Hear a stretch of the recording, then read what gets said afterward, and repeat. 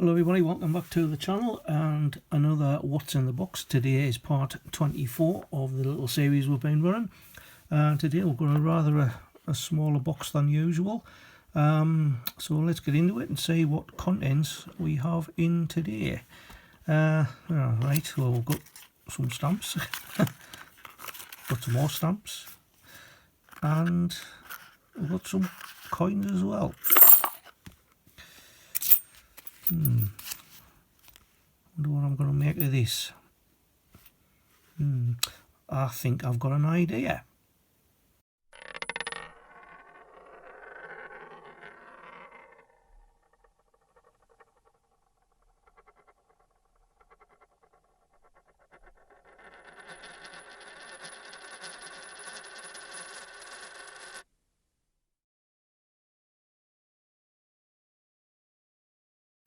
Right, we're back, and hope you like the new little intro. It's still in its early stages. It was put together by my youngest daughter Sarah, who is a graphic designer. After started the sound effects and the little annotations at the end. As I said, it's still in its early stages. Sarah says she's going to do some refining work on it at a later date. Now, as you can see, I've laid the coins out and I've got rid of the stamps for the moment. But before we get into the what's in the box, I'd like to just say I've got a bit of a confession to make. Just before Christmas last year, I was sent by Dan Temple one of his coin tokens that he sends out to his coin tuber friends, and I was very happy to receive one. However, I'd been doing some tidying up and getting rid of some old paperwork and some old cardboard boxes, etc. And in a blind state, I was in a blind panic because I couldn't find the token. My wife says, "I bet you've thrown it out with the rest of those boxes." I'm thinking I can't have, because it was quite weighty. So I'd been looking high and low, and I've been like this for about 3 or 4 weeks, and then it was found. My wife found it in a box that had been put away in a totally different room of the house. So Dan, if you're watching, I do apologise, but I will look after it from now on. I am really, really sorry. Anyway, as you can see, I've got the coins laid out. As I said, I've got them in date order, but what I thought I'd do is a bit of a background on the designers of the coin, because as to date we've got 5 designers. The most recent one is Jody Clark, who started designing in 2015 to the present day. Now, he was actually born on the 1st of March in 1981 in Windermere in the Lake District in Cumbria, and he started his engraving career with the Arden Group. Now, he joined the Royal Mint design team in September 2012, and he's worked on various projects, including commemorative pieces, including medals to commemorate the Ryder Cup in 2014. And he also had this design of Britannia featured in 2014, which was on gold and silver proof coins. Now, this picture I'm about to show you, 1/40th of an ounce of fine gold. It's 50 pence. It is the denomination, and it's only 8mm in diameter. Absolutely tiny. So anyway, that was his first design. It wasn't actually put into circulation, but it was the first design he did. But he subsequently submitted a design anonymously in a competition to become the 5th portrait designer, and his was actually chosen, meaning he was the first Royal Mint employee in over 100 years to have designed a portrait of the monarch. And at 33 years of age, as he was at the time, he was the youngest of the 5 designers of the Queen Elizabeth II portrait. Now, his design was actually done via computer-aided design software, and had turned his sketches into the required model that was needed to mint the coins. So there was no manual sculpting used, which I believe all the other 4 designers did use. Now, the coins actually went into production on the 2nd of March 2015, so that was a day after his 34th birthday, and it was quite a good year for Geordie Clark because his first child was born in early 2015. Now, the coins themselves didn't actually go into circulation until later in 2015. Now, the Royal Mint Advisory Committee is a consultative panel to the HM Treasury. So they're the ones who actually pick the designers. So that was Geordie Clark's 2015. Now, Ian Rank Broadley, who was the fourth designer, he had his designs from 1998 to 2015. So what I've done is I've picked the two coins out for 2015. And for those who are collectors, it's always a good idea to make sure that you've got both portraits in any date runs you do, because the pennies, 2s, 5s, 10s, 20s, 50s, the £1 coins and £2 coins, I'll come to them in a second, but the pennies up until the 50s, exactly the same design on the reverse, but different portraits. Now, the £1 coins at the time, which were the still round pounds, had two separate designs. One was the Royal Shield and the other one was the Royal Arms. And the £2 coin, as you're probably aware, one was Technologies, which was the Ian Rank Broadley, and the Britannia, which was 2015, was the Geordie Clark one. So anyway, so we'll get on to Ian Rank Broadley now.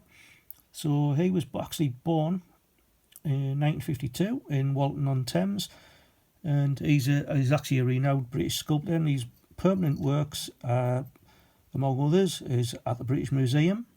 He's got ones at London National Portrait Gallery, the Ashmolean Museum, St Paul's Cathedral, and he's also won several prizes for his works. Now, in December 2017, he was actually commissioned by Prince William and Harry to design a statue in memory of Diana, the Princess of Wales.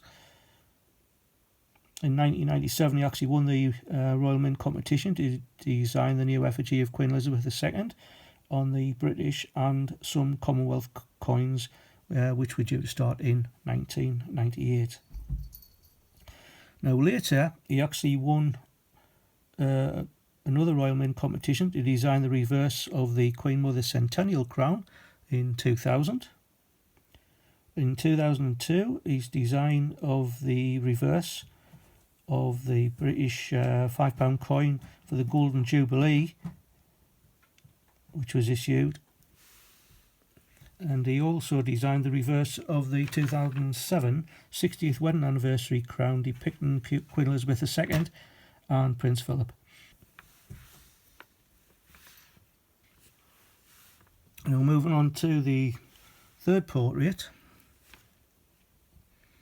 This is the one by Raphael David Mcluff, and this portrait was used between 1985 and 1997. He was actually born on the 10th of December 1937 in Jerusalem, but the family emigrated to the UK just after World War II. Now, he attended the Camberwell School of Art until 1958, and he was made an associate of the Royal Society of British Sculptors in 1979. And on the 8th of August 1984, two of his designs were selected for British coinage, one for general circulation and another for commemorative issue. Now, it's been used on coins in several countries from 1985 to 1997. Now, the initials at the base of the Queen's neck, can't quite see it there, but I'll put a sort of a larger version on screen. RDM, so he's used his middle initial as well, as many people might have thought that the RM was just stood for Royal Mint.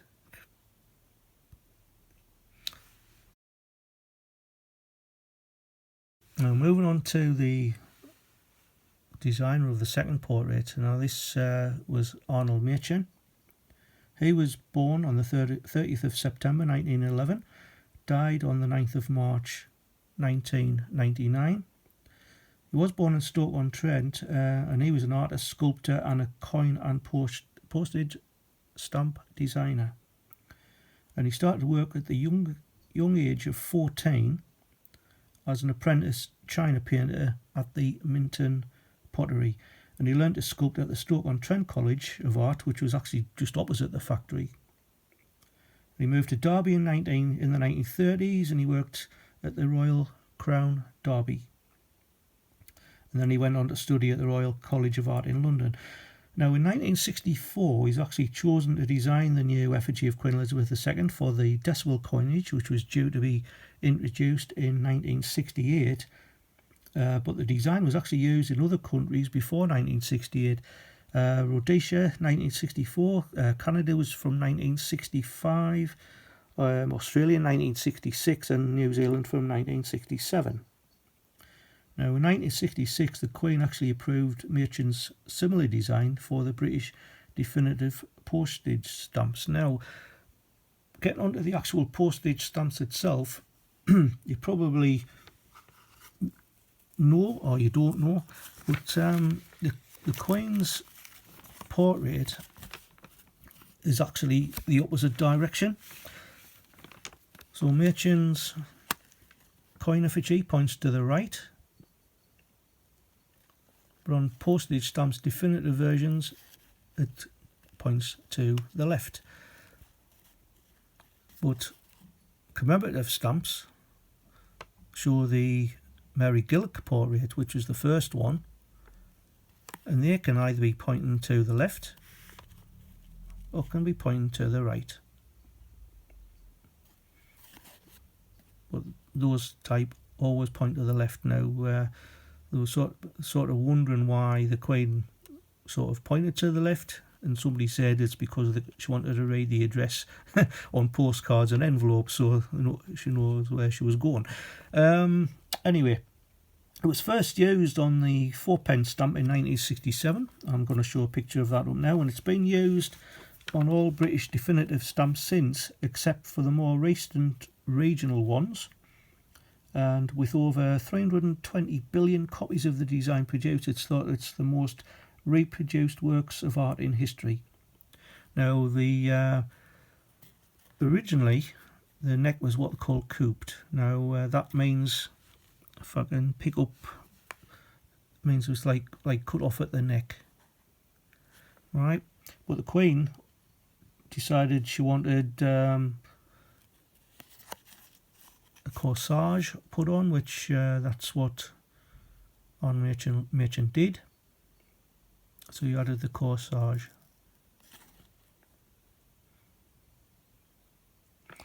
Queen's been approached on many occasions with suggestions for a replacement for the stamp portrait, but she's never approved any design, saying any replacement would have to be a work of real quality.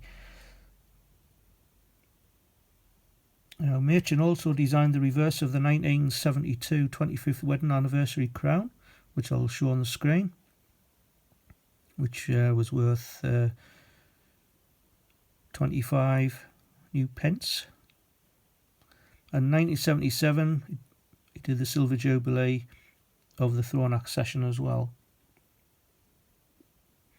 Now, in 2007, the Royal Mint issued a commemorative stamp with a photo of Machin to celebrate the 40th anniversary of the Machin design stamp. And again, I'll show that on screen. But Machin wasn't without some controversy.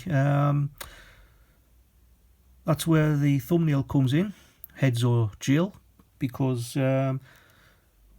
Machin was a conscientious objector during World War II, and he actually got reported to the authorities, and as such he was given a 12-month jail sentence in Wormwood Scrubs, but he was actually released after 9 months.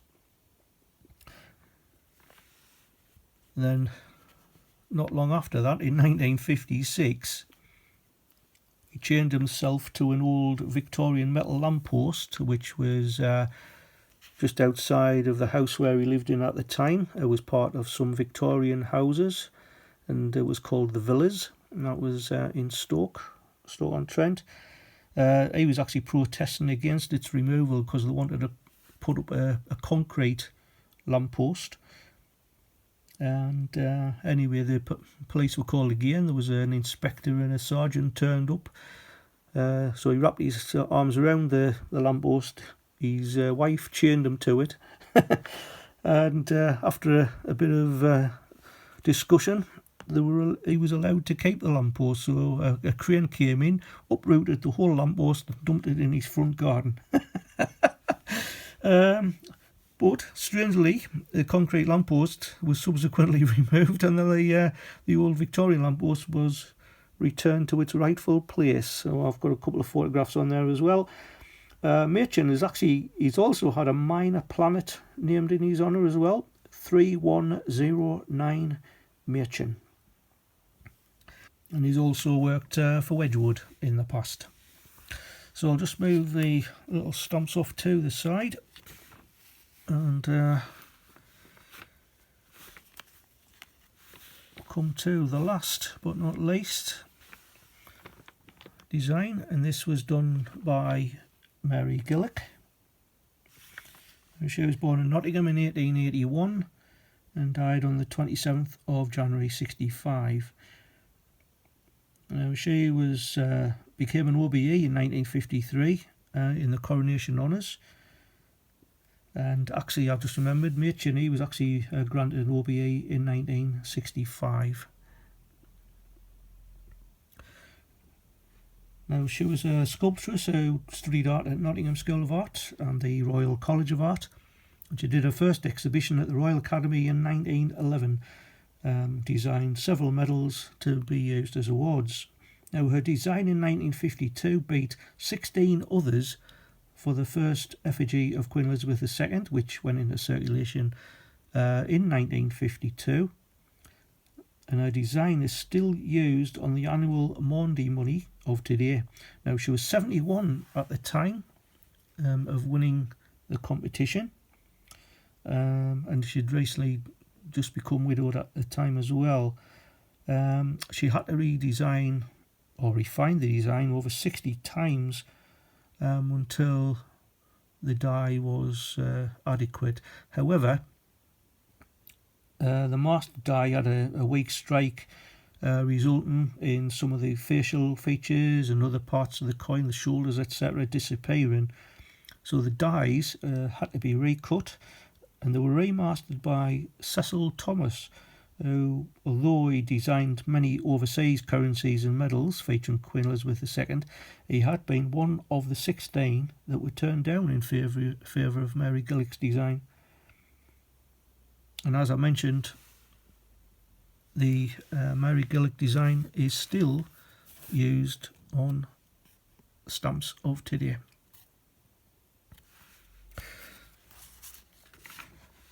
So with regards to the actual portraits, going back to the 1600s, this is where tradition has dictated that the monarch always faces alternate ways. Now the next monarch should face to the left. Now, obviously, after George V passed away, Edward VIII decided he wouldn't face to the right. He wanted to face to the left because he thought his best side was the left side. So obviously he didn't have any coin going into circulation. There had been a few patterns made, but nothing into circulation. So when his brother George VI took the throne, he carried on the tradition of facing to the left. So it would have been George V to the left. Edward would have been facing right, but he didn't, so he wanted to face left, and then of course George VI faces left, and now we had the Queen Elizabeth II facing right.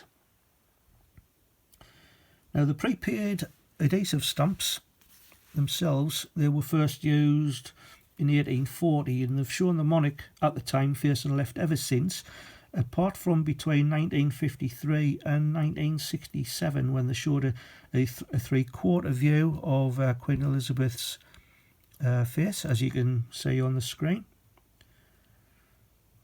Now, it was suggested that the first stamp of Queen Victoria was based on a medal in which she faced that way, although it's possible they were designed to match her coin.